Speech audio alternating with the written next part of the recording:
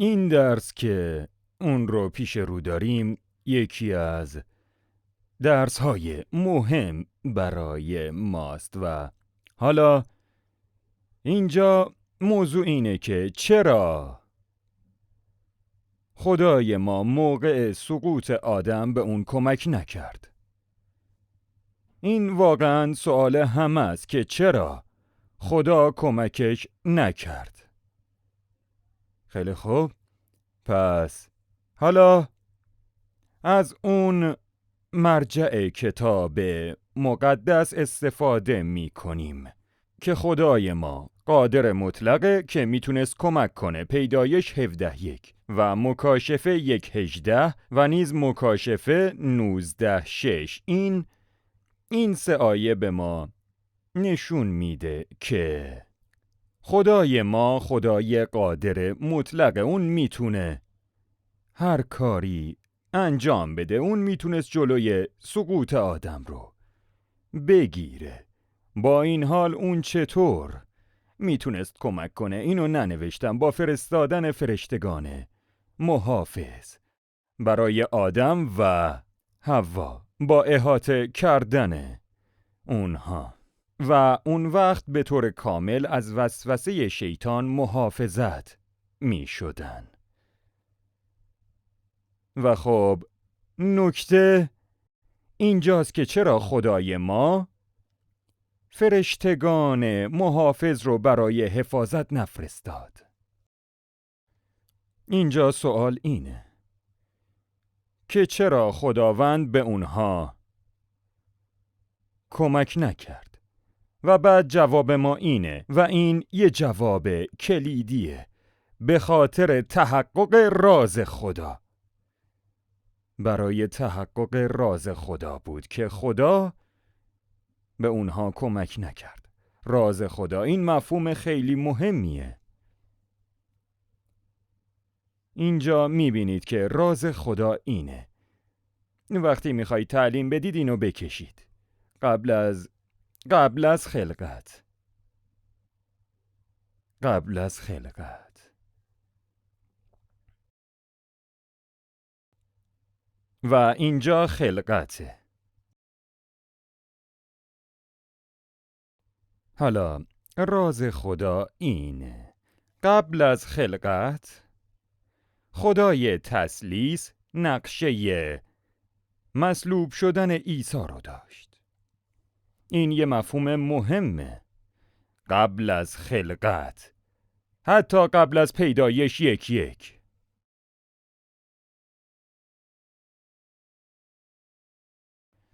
پولس تا یه زمانی این رو نمیدونست تا قبل از اینکه اول قرنتیان رو بنویسه. پولس اول قرنتیان رو نوشت و خب اول قرنتیان چه زمانی نوشته شد؟ پولس سال 35 ایمان آورد. اون سال 35 ایمان آورد. اینو یادداشت کنید. با اینکه خب میدونید خب اون ایمان آورد. حالا 20 سال بعد از ایمان آوردن اول قرنتیان رو نوشت. پس سال 35 ایمان آورد و اول قرنتیان رو در سال 55 نوشت. پس حدود 20 سال از زمان ایمان آوردن اون میگذره. خب حالا ببینید در این مدت 20 سال در این مدت 20 سال پولس میفهمه که عیسی به این دنیا اومد. عیسی به این دنیا اومد تا پروتو اونگلیومو محقق کنه. عیسی برای پروتو اونگلیوم اومد. متوجه شدین؟ این باور پولس بود. پروتو اونگلیوم. به عبارت دیگه پروتو اونگلیوم یعنی عیسی به دلیل سقوط آدم به این دنیا اومدش و معنیش اینه. پولس برای 20 سال اول به این مفهوم باور داشت. 20 سال اول. پس به شاگردای خودش هم اینو تعلیم داده بود. به اونها هم اینو گفته بود. به دلیل سقوط آدم، عیسی تصمیم گرفت که به این دنیا بیاد و روی صلیب بمیره. این درک رایجه. اکثر مسیحیان حتی امروز که درسته که پروتو اونگلیوم نامیده میشه. با این حال زمانی که اون اول قرنتیانو می نوشت، 20 سال بعد از ایمان آوردن خودش اول قرنتیانو می نوشت که درست در اینجاست. اول قرنتیان 2:7. ناگهان روح القدس اون رو برای پولس آشکار کرد. ناگهان روح القدس راز خدا رو برای اون آشکار کرد. راز خدا رو به جای پروتو اونگلیوم آشکار کرد. راز خدا یعنی این که اینو یادداشتش کنید. طرح مصلوب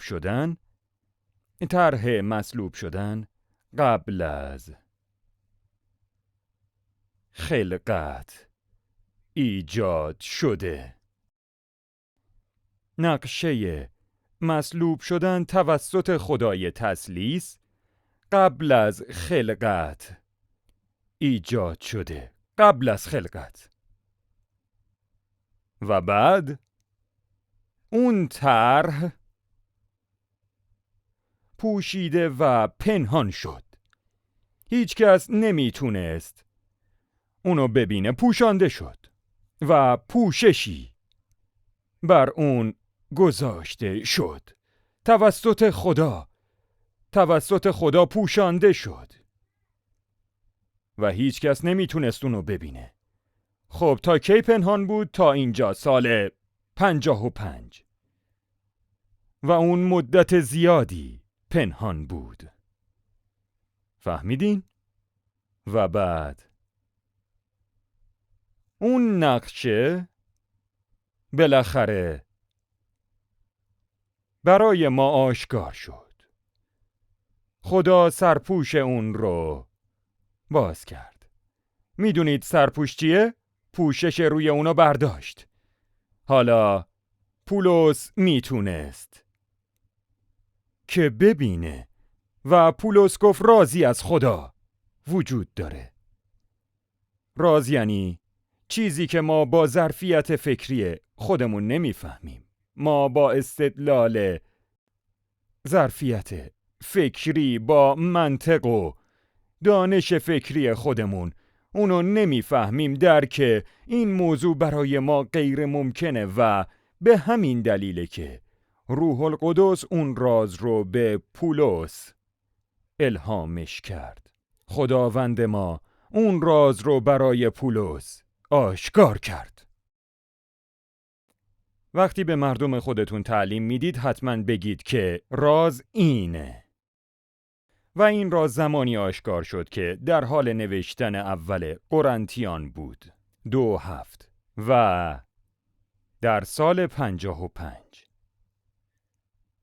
و رومیان سال 57 این راز به پولس آشکار شد و افسوسیان سال 60 تا 62. افسوسیان 1:34 و کلسیان هم همینطور سال 60 تا 62.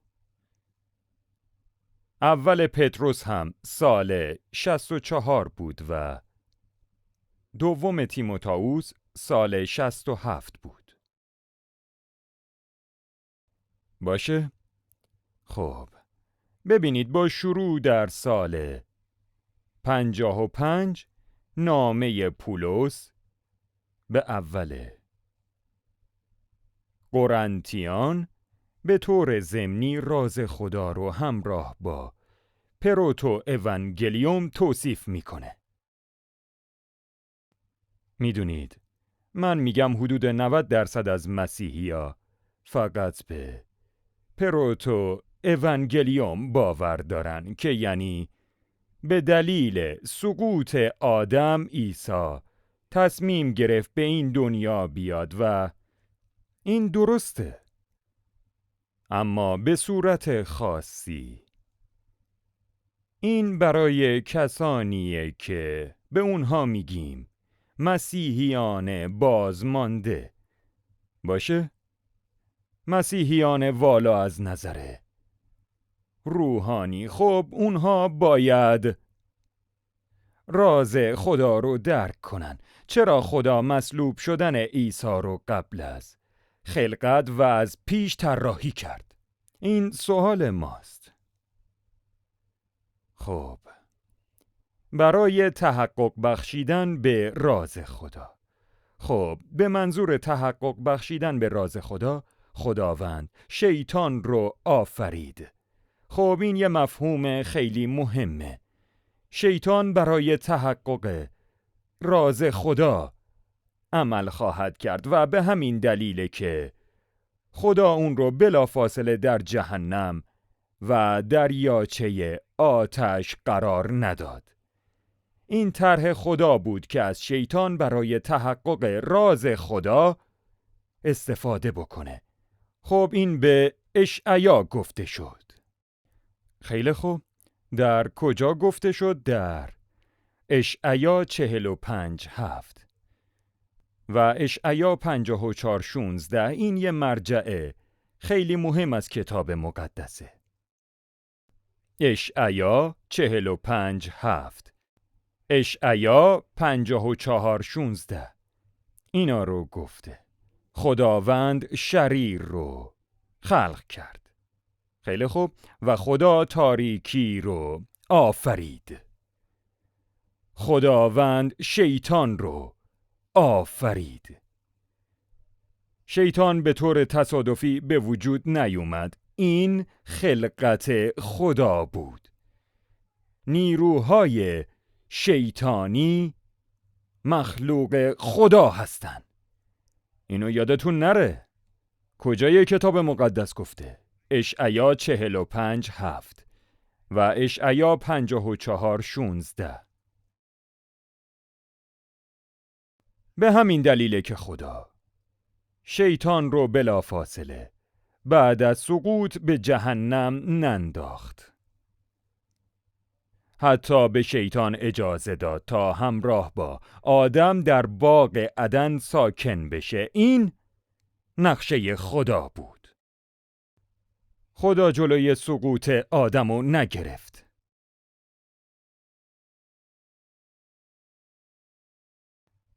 حواستون هست؟ خوبه. خب حالا اینجا در امثال 16:4 میگه که خلقت شریر از سوی خداوند یک هدفی داشته. خدا از خلقت همه مخلوقات خودش هدفی داشته و خدا از خلقت من و شما هم هدفی داشته. درسته؟ امثال 16:4 و همچنین اشعیا 33:11 میگه هدف خدا و نقشه خدا همیشگیه و اون موقتی نیستش، ابدیه. به صورت ابدی وجود داره.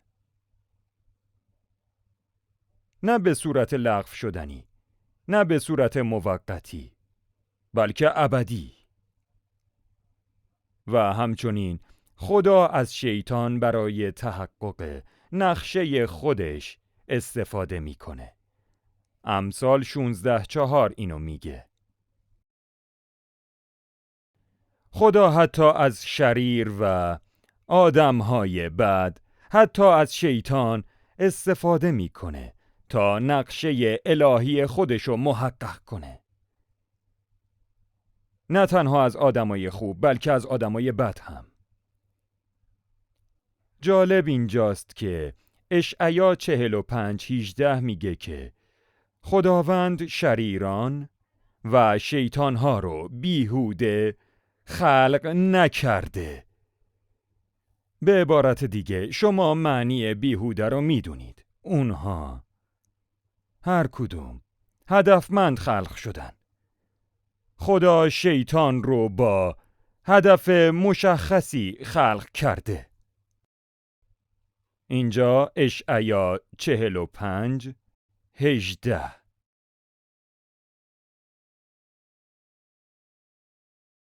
ما در بررسی این مسائل عمیق و عمیق‌تر میشیم. میتونید اینها رو با مردم خودتون به اشتراک بذارید؟ خوبه. بنابراین این دیدگاه ها رو فراموش نکنید. دعا میکنم که شما در مواجهه با این مسائل مهم معلم خیلی قدرتمندی باشید. آمین. آمین.